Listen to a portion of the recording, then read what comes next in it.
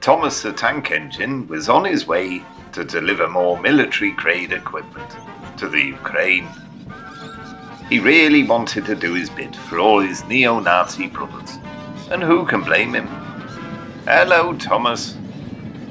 All he really wanted was some more high-grade chuff-chuff for his engine, so he says.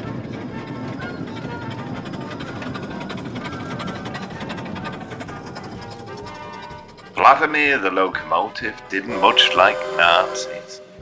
In fact, it boiled his piss just thinking of it. It was all about transgenderism and Satanism, for which he didn't much very care.